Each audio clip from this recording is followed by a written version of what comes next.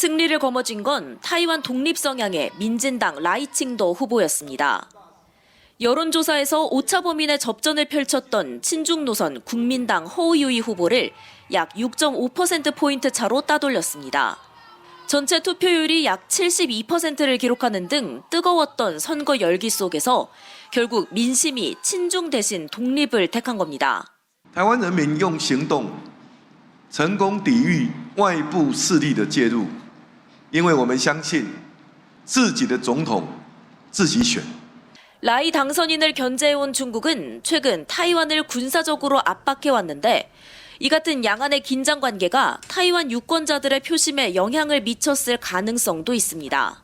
最大的期待就是希望它能让台湾不断进步，然后希望它能让台湾的产业不要再跟中国有太大的依赖。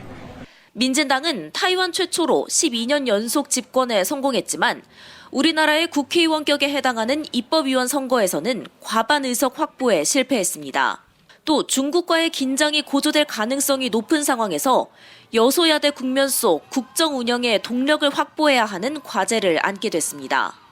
한편 중국은 선거 결과에 대해 민진당은 타이완의 주된 민의를 대변하지 못한다며 통일을 막을 수는 없다고 강조했습니다. 또 미국은 양안 관계의 안정을 약속하는 동시에 미국과 타이완의 관계도 더 깊어질 것이라고 강조했습니다. 신임 총통은 오는 5월부터 4년간 타이완을 이끌게 됩니다. 타이완의 새 리더십이 국제 정세에 어떤 영향을 가져올지 이목이 집중되고 있습니다. 타이베이에서 KBS 뉴스 김민정입니다.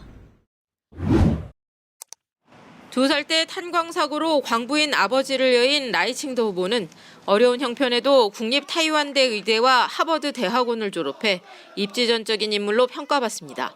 1994년 정계에 입문한 뒤 우리 국회의원격인 입법위원회 4차례 당선되며 돌풍을 일으켰습니다. 서남부 지역 타이난 시장을 거쳐 2020년 대선에서 현 차이잉원 총통의 런닝메이트로 뛰었고 타이완 독립에 대한 의지가 현 총통보다 더 강한 것으로 평가되었습니다.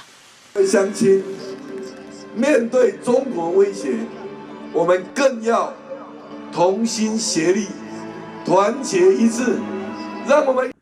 이런 라이 당선자를 겨냥해 중국 정부는 선거 기간 동안 군사적 압박을 지속해왔습니다. 타이완은 현재 총통인 차잉원까지 반중 민진당 출신이 내리 8년을 집권했습니다. 이에 더해 같은 당이 정권을 4년 더 잡게 되면서 중국이 타이완 주변의 군사적 행동을 늘려갈 가능성이 높습니다. 台独意味着战争，把台湾一步步推向兵凶战危的险境。 우리나라를 비롯해 해마다 전 세계 컨테이너 선박의 절반 가까이가 타이완 해협을 통과합니다. 이 해협의 군사적 긴장이 높아지면 타이완 생산 반도체는 물론 각국의 동아시아 수출길에도 차질을 빚을 수 있다고 전문가들은 예측하고 있습니다. 타이완 경제와 안보 면에서 미국의 영향력이 더 확대되면서 인도 태평양 지역에서 미중 간의 패권 경쟁은 더 심화될 것으로 보입니다. 베이징에서 KBS 뉴스 김효신입니다. 총통 선거를 앞둔 타이완의 수도 타이베이시. 후보자들의 막판 유세 열기가 뜨겁습니다. 투표일이 가까워지면서 후보자들은 일제히 부동층 표심 잡기에 나섰습니다. 유권자들의 표심을 가를 핵심 키워드는 바로 양안 관계였습니다. 因为我们不能成为第二个香港。 因为香港现在已经不能在路边这样子讲话自由了。只有政治维持现状之后，在经济上才能够更加的稳定。 총통 후보자 3명 가운데 타이완 독립 성향의 후보와 친중 노선을 대표하는 후보가 양강 구도를 이뤄 오차 범위 내 접전을 벌였습니다. 중도파 후보는 민생을 강조하면서 젊은 층의 지지를 받았습니다.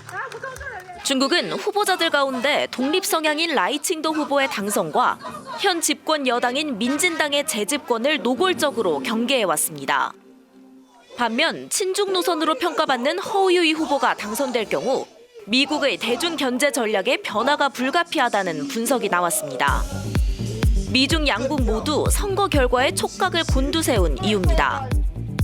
이번 선거가 사실상의 미중 대리전이라는 평가가 나온 것도 이런 맥락에서입니다. 후보자들에게도 타이완 독립에 대한 견해를 두고 질문이 쏟아졌습니다. 中华民国也跟中华人民共和国互不隶属，这个就是台独的定义啊。第一个反台独，第二个坚守民主自由制度。 신임 총통은 제가 나와 있는 이곳 총통부에서 오는 5월부터 4년간 타이완을 이끌게 됩니다. 격화되는 미중 경쟁 속 미국, 중국과의 관계를 새롭게 설정해 나가며 타이완의 안보를 책임져야 합니다. 선거를 앞두고 중국은 저가의 중국 관광을 지원하는 등 타이완을 대상으로 유화책을 펼치는가 하면 한편으론 군사 압박도 이어갔습니다.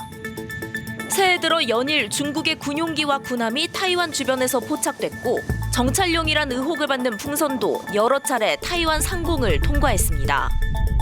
안보 위기감을 조성하기 위한 행동이라는 비판이 나왔습니다. 실제로 중국은 집권 여당인 민진당과 라이칭도 후보를 향해서는 전쟁까지 언급하며 경고했습니다. 타이완은 이 같은 중국의 조치가 선거 개입이라며 강하게 반발했습니다. 那从1996年台湾第一次总统直选开始中国的介选早已不是新闻。 중국은 오히려 미국이 선거에 개입하고 있다며 날을 세웠습니다. 미국 국방수권법에 타이완과의 안보 협력을 확대해야 한다는 내용이 담기자 즉각 반발하고 나선 겁니다. 我们敦促美方悬崖勒马，停止武装台湾的危险举动，以实际行动履行不支持台独的承诺。 타이완은 미중 양국 모두의 중요한 요충지입니다. 하나의 중국을 주장하고 있는 중국 정부는 여러 차례 양안 통일에 대한 의지를 피력했습니다. 패권국 지위를 놓고 중국을 견제하는 미국 역시 타이완을 포기하기 어렵습니다. 지정학적으로는 인도태평양 지역의 요충지인데다 세계 최대 규모의 반도체 위탁 생산업체 TSMC가 자리하고 있는 공급망의 핵심지이기도 하기 때문입니다. We want to see a free and fair and transparent election, and we're willing and standing by to work with whoever the people of Taiwan elect into their government. 我相信台湾人民也会做出智慧的决定。 타이완의 새 리더십이 국제 정세에 가져올 파장은 결코 작지 않습니다. 격변의 시기, 2,300만 인구의 섬 타이완에 전 세계의 이목이 집중되고 있습니다. 타이완 타이베이에서 김민정입니다. 네, 타이완 선거를 둘러싸는 미중의 신경전도 정말 치열했네요. 네, 그렇습니다. 예, 당장 오늘만 해도 중국 웨이보에 그 타이완 관련 그 주제가 1억 회가 넘게 조회가 됐고요. 네. 중국 당국이 당장 이 해당 해시태그를 차단을 하고 나섰죠. 혹시 모를 그런 반중 여론을 사전에 차단하기 위한 그런 의도로 보이는데 네. 잘 아시지만 중국은 지금 경제가 워낙 어렵다 보니까 그 타이완과의 양안 관계를 안정적으로 가지고 갈 수 있는 그래서 더더욱이나 그 친중 성향의 그 국민당의 그런 집권이 어느 때보다 절실한 상황이었는데 바랬었겠죠. 지금 결국에는 이제 원하는 대로 되지가 않았죠. 네. 근데 앞에 영상에서 보셨지만 중국은 그동안 그 선거를 앞두고 계속 타이완 주변에서 이제 무력 시위를 벌였었고 또 중국 내에 있는 그런 타이완 사람들한테 여러 가지 형태로 투표 독려에 나서기도 했는데요. 네. 예, 타이완은 잘 아시지만 부재자 투표가 없는 시스템이기 때문에 그렇죠. 일부 중국 기업들 같은 경우에는 그 타이완 직원들한테 선거 휴가까지도 주고 또 중국 국적 그런 항공사들은 그 타이완행 항공권을 대폭 할인해 주기도 했습니다. 가서 타이완에 가서 투표하라고 네. 독려했군요. 선거를 놓고 미국 같은 경우는 총통 선거 직후에 고위급 사절단을 파견하겠다고 밝혔었잖아요. 예, 그렇습니다. 이거 상당히 이례적인데요. 왜냐하면 그 당시만 해도 누가 도대체 총통이 될지 알지 못하는 상황에서 사절단을 보낸다는 것은 총통이 누가 되든 상관없이 미국은 이 타이완의 안보를 비롯해서 다방면에 같이 가겠다라는 정치적 상징성을 부여했다라고 판단이 되고요. 예. 당연히 거기에 대해서 중국은 반발하고 나섰습니다. 중국은 미국이 타이완과 어떠한 형태로든지 공식적으로 접촉하는 것을 결연히 반대한다라는 그런 성명을 발표했고요.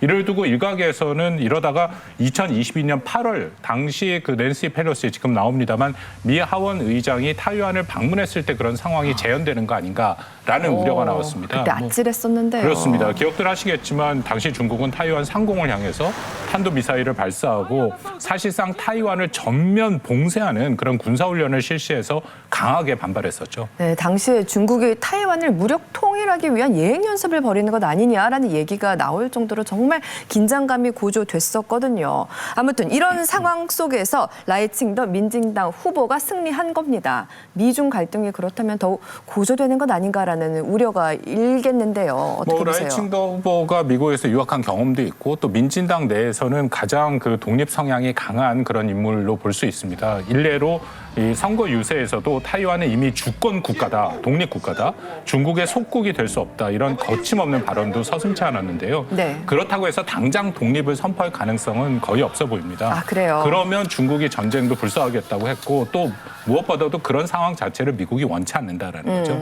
올해 미국도 대선이 있고 지금 우크라이나 전쟁도 있고 중동 전쟁도 있고 그래서 미국도 여력이 없고요. 중국도 비슷합니다. 워낙 경제난이 있기 때문에 현재 어떤 이 전쟁을 한다든지 그런 상황은 아니다라고 판단이 되고요. 네. 다만 펠로시 방문 때와 같이 혹시 중국 내부의 어떤 불만을 외부로 돌리기 위해서 그 타이완에 대한 압박을 강하게 이제 압박을 하면서 긴장감을 일부러 고조시킬 그럴 가능성은 완전히 배제할 수는 없다고 생각합니다. 네, 저도 뭐 마찬가지 비슷한 생각을 하고 있는데요. 이번 그 타이완 선거는 뭐 총통, 부총통뿐만 아니라 그 국회의원까지 같이 뽑는 그런 선거였거든요. 그렇죠. 그런데 이제 문제는 이번 그 총통 선거가 워낙에 그 박빙으로 좀 진행이 됐기 때문에 그 다수당 없는 국회가 구성될 가능성이 상당히 지금 높다는 거죠. 맞아요. 이제 그렇다면 그 민진당이나 국민당 입장에서는 그 제3당인 그 민중당과 연합을 시도할 가능성이 굉장히 지금 높아질 텐데, 근데 이제 민중당의 커원저 후보 같은 경우에는 젊은 층이 주요 지지층이거든요. 20, 30대. 예. 그런데 지금 그 타이완의 젊은 층은 뭐 독립이나 안보나 이런 정치적인 문제는 크게 관심이 없어요. 뭐 우리나라와도 마찬가지 상황이지만 오히려 이제 뭐 집값이라든지 임금이라든지 뭐 먹고 사는 이런 현실적인 문제에 더 관심을 많이 갖고 있다는 거죠. 네. 또 거기다가 중국이 뭐 지난 9일에 그 타이완에 대한 그 무역 제재를 확대하겠다고 지금 밝힌 상황인데, 뭐 라이칭더 후보가 이제 총통에 취임을 하겠지만 뭐 그런다고 해서 뭐 바로 독립을 선포하거나 뭐 무작정 그 뭐 중국을 배제하는 그런 정책을 펼치기는 쉽지가 않다, 이렇게 전망이 됩니다. 알겠습니다. 타이완 총통 선거 결과로 인한 파장을 예의주시해 봐야겠습니다.